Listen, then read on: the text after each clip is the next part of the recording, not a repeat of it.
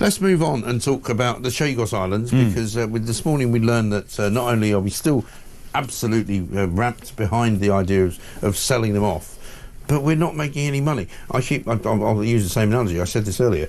It's a bit like me offering you a second-hand car and saying, look, it's a really good car. I know you don't really want it, don't really need it. So in order to sort of, convince you to take it off me, I'm going to pay you 20,000 quid a month for the rest of time, so that you can drive around in it. It's complete absurdity. It's ridiculous. Just refresh the listeners on this. So this is a territory which Britain has had sovereignty and possession of for over 200 years. Yeah. Mauritius didn't even exist. It wasn't even an entity, a legal entity. So we've had this thing uninterrupted. The question of sovereignty, in my view, is not in question. Not in question. I don't buy that sovereignty has to be contiguous to your own land to have it. That's not true. There are lots of bits and pieces, particularly French and British assets all over the world that were from empire, which still exist, and no one questions the sovereignty. So why on earth they suddenly flipped after the ICJ suddenly said, well, there's an advisory thing. And remember, this judgment which Starmer has reacted to and jumped on was not binding. Have you seen the judges on the ICJ? Have you seen the countries they come from? I know. No. Well, the ICJ is a joke, right? It's a joke. I mean, we might as well call it the International Court of Jokers. Yeah. I would not listen to a word they say about anything. No. Where were they on Assad from Syria? Where were they with their international warrant for his arrest? They want an international warrant for the arrest of Benjamin Netanyahu. Assad's fine. So was Saddam Hussein. Anybody who has been a brutal dictator around the world has not fallen foul of their ridiculous court, because they are... I'm sorry, looking at universally opposed to sort of, Western civilization. Yeah, Western civilization. Yeah, no, they are, to be honest. So that's that. I was lucky enough to speak at the Durham Union in their debate a few weeks ago, and I majored on this, actually, because I said Labour has already failed. And I hammered it, and I said it was an absolute disgrace, that it was one of the worst things in British policy for decades to give away this sovereignty just arbitrarily like that, and to pay to do so.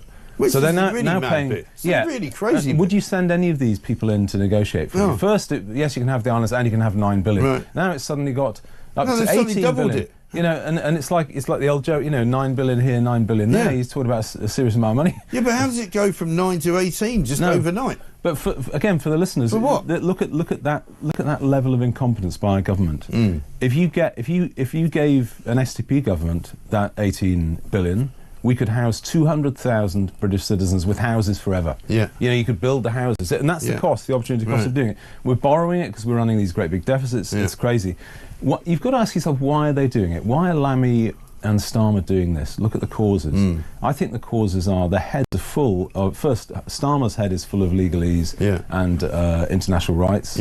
But really, underneath it... And knowing him as we do, there will be some mate of his who's involved in the International Court of Justice. Very possible. No question at all, because look at who's appointed. Lord Hermer, who I think is next for the chop, because the guy's got so many conflicts of interest, it's not funny. Tulip Sadiq, who's his best mate in politics, waited ages to get rid of her. She's likely to be extradited to Bangladesh on corruption charges. So I think he's motivated by mates of his who are lawyers. That's one thing, but in a way I'm more concerned about a deeper thing as to whether the people that govern us have our backs and are prepared to back Britain. And I think in the case of Lamy and Starmer, neither are, because both of them I'd call post-national leaders. They don't really believe in the nation state. Lammy's an idiot. Well, that's. I mean, there's nothing else for it. He's a terrible. There's a bloke who thinks that the successor to Henry VIII was Henry VII. Yeah, was it Marie Antoinette, the famous and he mistook scientist? Marie Antoinette for Marie Curie. And the only answers that he didn't get wrong when he was on Celebrity Mastermind were the ones he passed on.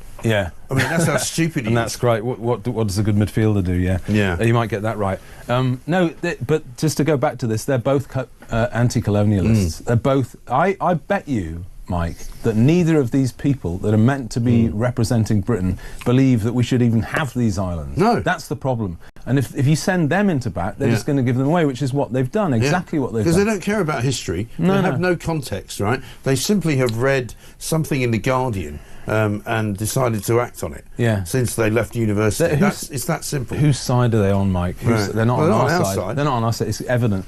And Lamy is a pick. I mean, I've said before, appointing... I mean, Trump's Trump and Vance, this administration's got the wind behind it now, and they're really going for it. They're not going to mess around like last time. No. They will take action rapidly through executive orders. So to appoint a British Foreign Secretary who's accused or likened Trump to a neo-Nazi, how foolish is that? Yeah. But I think Stupid they're even more foolish than that, because not only did they do that, but they also sent a team of people over to campaign for Kamala Harris. Yeah, of course. Because they thought she was going to win. Yeah, That's how wrong they've got it. And they won't. I mean, this is a guy who backs the wrong horse in every situation. He's got no political antenna. No. He went to go and see Olaf Scholz in Germany a week before the government collapsed. Yeah. Right? And Schultz, who was at Chequers last weekend, he's not even going to be in charge of Germany in about a week and a half. Honestly, Mike, they will have thought... a complete maniac. I mean, if you gave him the FA Cup schedule for the fourth round, he'd be picking all the wrong teams. Yeah. Well, if he backed QPR losing the third round, he'd probably be right. Unfortunately, that's what QPR losing is always a good bet. Tends to happen. Always a pretty safe bet. They won, just ask Peter Blexley,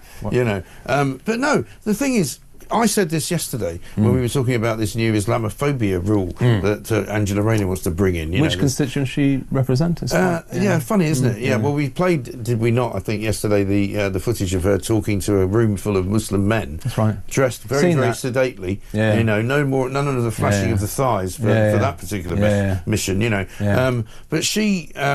is talking, like many people in the Labour Party, about somehow protecting Muslims from nasty things being said about them. Well, what about the Anglophobia rule? Why don't we get somebody actually protecting British people? No, because they don't care. No, because they're basic in their heads. Again, it's the same thing as what causes Chagos, the problems at Chagos, anti-colonialism. In their heads is basically Labour is governed by minorities good of any kind. Majority is bad.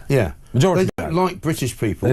They don't understand British values. They don't understand British culture. Contempt for the working class. And they have contempt for not just the working class, but for the upper class as well, and for everybody. They have contempt for everybody British. Well, they put a good bet on they'll lose the next election. No question. They'll lose it big. No question. Really big. Really big. Can I ask you about your badge? You've got a badge on. Which I don't usually... It's striking. Well, it's very striking. This is for a dear friend of mine, Duncan, and I. This is to celebrate the 40th anniversary of a very important institution, which is the Men They Couldn't Hang, a band that we watched quite a lot. And so Duncan gave me this badge and said, wear it. I'll only do it once. Okay. But there you go. One day only. All right. Yeah.